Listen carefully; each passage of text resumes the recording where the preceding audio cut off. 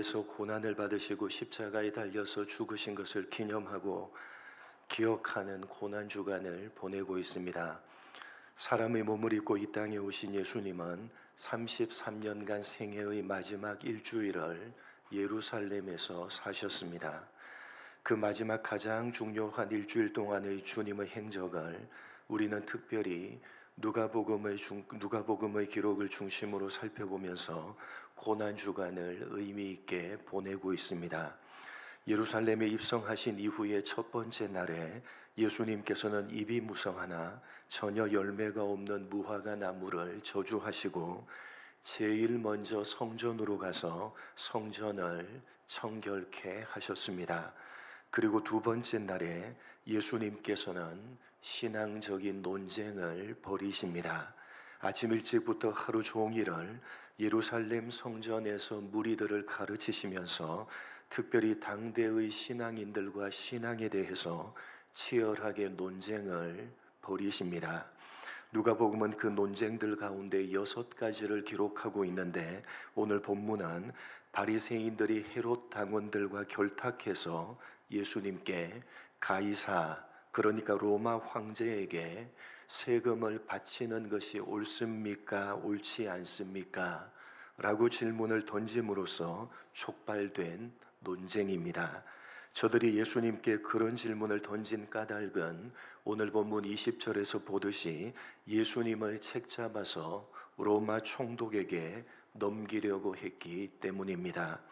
로마 황제에게 세금을 바치는 문제는 당시 이스라엘 사회에서 아주 민감한 문제였습니다.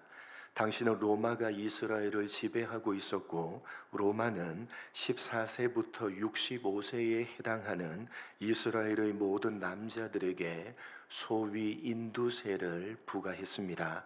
그런데 인두세를 내도록 지정되어 있던 돈은 로마의 주요 화폐였던 데나리온이라는 동전으로 그 동전에는 당시 로마의 황제였던 아우구스 투스라고 알려져 있는 옥타비아누스의 얼굴이 조각되어져 있었고 신의 아들 아우구스 투스라는 글귀가 새겨져 있었습니다. 그래서 그런 동전을 로마의 세금으로 바친다는 것은 단순히 세금을 내는 행위 정도가 아니라 로마의 황제를 신으로 인정한다는 우상 숭배의 의미가 포함되어져 있는 것이었습니다. 그런 이유로 당시 대부분의 이스라엘 사람들에게 있어서 로마의 세금을 바칠 것이냐 말 것이냐 하는 문제는 상당히 민감한 문제였고 어느 쪽으로 대답을 해도 올무에 걸리도록 되어져 있는 교묘한 질문이었습니다.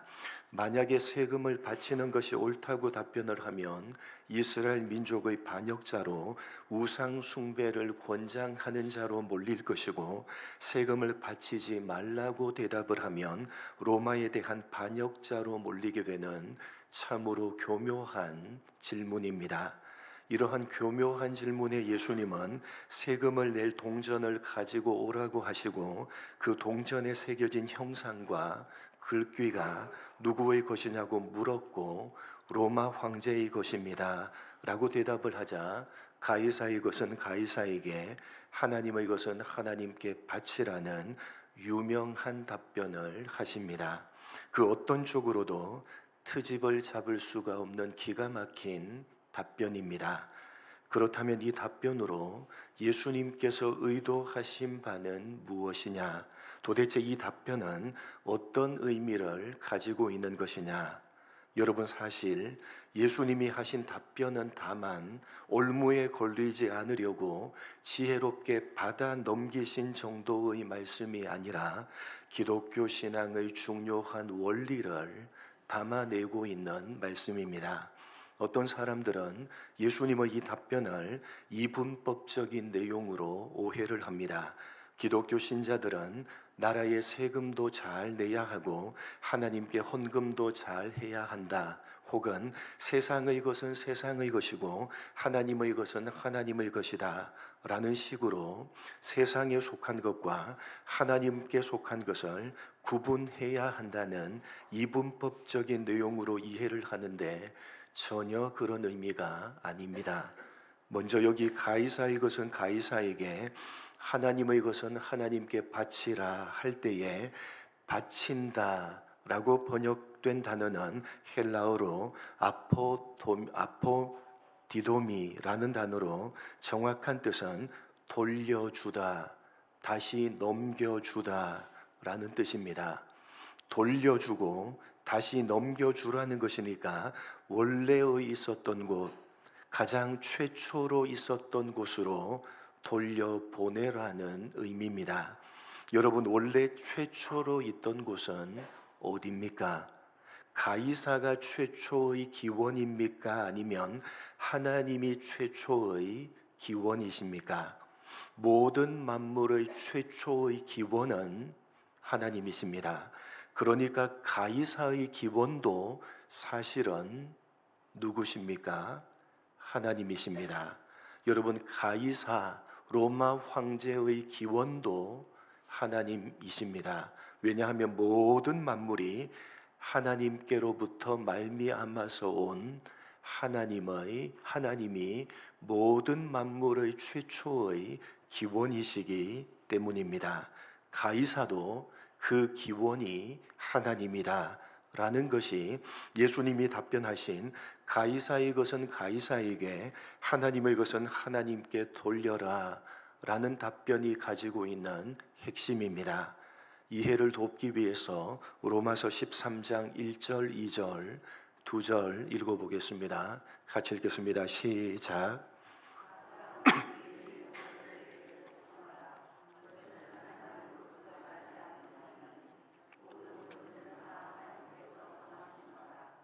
그러므로 권세를 거스르는 자는 하나님의 명을 거스름이니 거스르는 자들은 심판을 자취하리라.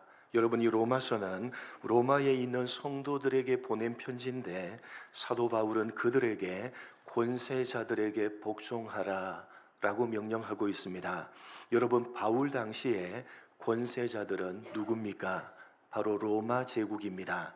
로마가 당시 모든 권세를 잡고 있었고 모든 권세자들은 로마 사람이었거나 아니면 로마가 고용한 사람이었습니다. 그리고 그 로마는 당시 황제를 숭배할 것을 모든 나라들마다 강요했고 또 많은 우상들을 섬기는 나라였습니다. 그런데 바울이 그런 로마에 복종하라고 성도들에게 명령하고 있는 것입니다. 아니, 기독교를 핍박하고 황제를 숭배할 것을 강요하고 있는 그런 권세자들에게 복종하라니 이것이 도대체 무슨 이야기인가? 우상을 숭배하라는 것인가? 라는 생각이 들 수 있습니다. 그러나 바울이 말하는 의도는 이런 것입니다. 세상 권세자들이 비록 하나님을 반대하거나 핍박한다고 할지라도 그 권세를 잡은 자들을 세우신 분은 누구시다? 하나님이시다 라고 하는 사실을 인정하라는 것입니다. 권세는 하나님으로부터 나지 않음이 없나니 모든 권세는 다 하나님께서 정하신 바라. 그러므로 권세를 거스르는 자는 하나님의 명을 거스름이니 거스르는 자들은 심판을 자취하리라. 신앙을 타협하라는 것이 아니라 모든 권세자들은 그 기원이 하나님께로부터 왔으니까 그 권세에 복종하라는 것입니다. 여러분, 로마라는 나라를 누가 세우셨습니까? 하나님께서 세우셨습니다. 하나님께서 허락하셨기 때문에 이 땅 가운데 세워진 나라입니다. 하나님께서 왜 로마라는 나라를 세우셨는지, 왜 로마라는 나라를 권세자로 세우셔서 지금 이스라엘을 식민지로 삼고 있는지, 하나님께서 왜 그렇게 하시는지를 생각하고 그 권세자들을 세우신 하나님의 뜻에 복종하라는 것입니다. 여러분, 로마가 세상의 권세를 잡은 것이 누구 때문입니까? 옥타비아누스가 황제의 권세를 가지게 된 것이 누구 때문입니까? 모든 권세는 하나님께로부터 나는 것입니다. 하나님께서 허락하셨기 때문에 로마가 권세를 잡은 것이고 옥타비아누스가 황제의 자리에 오르게 된 것입니다. 비록 로마가 악하고 옥타비아누스가 악한 것이 사실이지만 그 모든 것들은 하나님께서 허락하신 것이니까 그것을 겸손하게 인정하고 주어진 환경과 조건을 불평하지 말고 하나님께서 왜 로마를 세우시고 왜 황제를 세우셨는지를 생각하고 하나님께서 뜻하시는 바를 헤아려서 그 뜻대로 행하라는 것입니다. 지금 주어져 있는 환경과 조건을 핑계하지 말고 그렇다고 타협하지도 말고 그 어떤 환경과 조건 속에서도 하나님의 뜻을 헤아리면서 그 뜻에 순종하면서 살아가라는 것입니다. 그것이 가이사의 것은 가이사에게 하나님의 것은 하나님께 바치라입니다. 여러분, 주님께서 고난을 받으시고 십자가에 죽으신 것을 기념하고 지키고 있는 고난주간 두 번째 날입니다. 그 두 번째 날에 우리 주님께서는 당대의 신앙인들과 논쟁을 하시면서 기독교 신앙의 중요한 원리를 우리들에게 가르쳐 주셨습니다. 그것은 이 세상에 일어나는 모든 일들, 우리 삶 가운데 일어나는 그 모든 일들은 하나님께서 주관하시고 하나님께서 허락하시는 일이라는 사실입니다. 여러분, 이 고난주간 두 번째 날에 우리가 마음에 새겨야 되는 것은 우리에게 주어져 있는 환경과 조건들은 모두 다 하나님께서 우리에게 허락하신 것이라는 사실입니다.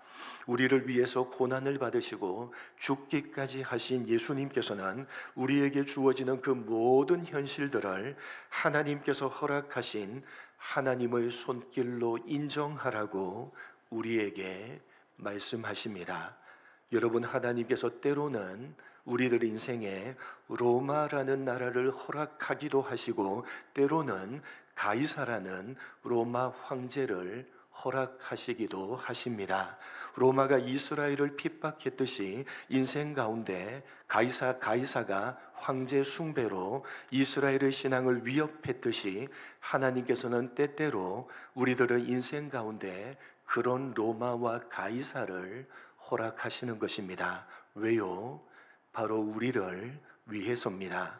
우리를 바로 잡으시고 하나님의 뜻을 헤아려서 그 뜻대로 살아가는 사람으로 만들어 가시고 우리를 빚어 가시기 위해서 그 모든 것들을 우리에게 허락하시는 것입니다.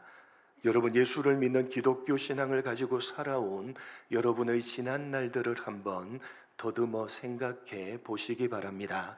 주어진 여러분들의 현실들이 쉽고 만만했던 적이 그리 많지 않으실 것입니다.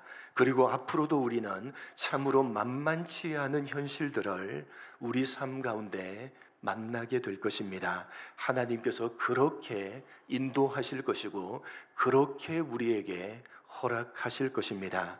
그러나 우리는 그러한 현실들 가운데 다듬어지게 될 것이며 빚어지게 될 것이고 하나님의 뜻을 헤아리는 하나님의 사람으로 성숙하게 될 것입니다. 하나님께서 그렇게 하실 것입니다. 여러분, 기독교는 아무 걱정도 없고 근심도 없는 현실을 우리들에게 약속하고 있지 않습니다. 우리 주님께서도 이 땅을 살아가실 때에 그렇게 살아가지 않으셨고 심지어 마지막 일주일은 극심한 고난과 십자가에서 죽음으로 맞이하셨습니다. 여러분, 기독교는 우리가 원하는 소원을 이루어 준다고 약속하지 않습니다. 그런 기대로 오셨다면 여러분은 잘못 오셨습니다. 그렇게 기독교를 기대하고 오셨다면 잘못 오신 겁니다. 남산에 촛불을 밝히러 가시든지 아니면 봉은사로 가셔야 될 것입니다. 여러분, 기독교 신앙은 지금도 살아계시고 지금도 이 역사 세계를 주관하고 계시며 계시는 하나님의 뜻을 헤아리며 그 하나님의 뜻을 이 세상에 펼쳐내는 고급하고 성숙한 사람으로 우리를 약속하고 있는 것이고, 영원한 하나님의 나라에 합당한 사람으로 우리를 인도하고 있는 것입니다. 그 일을 위해서 주님께서는 고난을 받으시고 십자가에 죽으신 것이고, 하나님께서는 오늘도 성도된 우리들의 현실에 로마를 허락하시고 가이사를 허락하시는 것입니다. 여러분, 가이사의 것은 가이사에게, 하나님의 것은 하나님께 바치시기 바랍니다. 주님께서 고난을 받으시고 십자가의 죽으심으로 여러분에게 허락하신 기독교 신앙이 어떤 것이며 무엇을 약속하고 있는지를 분명하게 깨달아 아시기 바랍니다. 여러분의 현실에 로마를 허락하시고 가이사를 허락하시는 분이 하나님이심을 인정하시기 바랍니다. 여러분에게 일어나는 그 모든 일들을 하나님께서 허락하셨다는 사실을 이 고난주간 두 번째 날에 겸손하게 인정하시기 바랍니다. 그런 로마와 가이사를 통해서 하나님의 말씀을 이 세상에 펼쳐내는 정금으로 다듬어져 가시고 정금으로 빚어져 가시는 참된 기독교 신앙을 소유하는 여러분 모두가 되시기를 주님의 이름으로 간절히 축복합니다. 하나님 아버지, 주어진 현실을 핑계하지 않게 하여 주옵소서. 주어진 현실을 면제받게 해달라고 하나님께 다만 그 기도를 하지 않도록 주님 도와주옵소서. 주님께서 우리들의 삶에 때로는 가이사를 허락하시고 때로는 로마를 허락하신다는 사실, 우리에게 일어나는 그 모든 현실들은 하나님께서 허락하셨기 때문에 우리에게 주어진 현실이라는 사실을 이 고난주간 두 번째 날에 겸손하게 인정하는 우리가 되게 하여 주옵소서. 가이사의 것은 가이사에게, 하나님의 것은 하나님께 바치라. 주님께서 고난받으시고 십자가에 죽으심으로 우리에게 허락하신 기독교 신앙이 어떤 것이며 무엇을 약속하고 있는지를 분명히 깨달아 아는 우리가 되게 하여 주옵소서. 우리의 현실에 로마를 허락하시고 가이사를 허락하시는 분이 하나님이심을 인정케 하시고, 어떤 일이 우리 인생 가운데 일어난다 할지라도 그 환경과 조건을 핑계하지 아니하며 그 환경과 조건을 탓하지 아니하며 그 환경과 조건을 통해서 하나님의 말씀을 이 세상에 펼쳐내는 영원한 하나님의 나라에 합당한 사람으로 다듬어져 가고 빚어져 가는 참된 기독교 신앙을 소유하는 우리 모두가 될 수 있도록 은혜 베풀어 주옵소서. 감사하오며 예수님의 이름으로 기도드립니다. 아멘.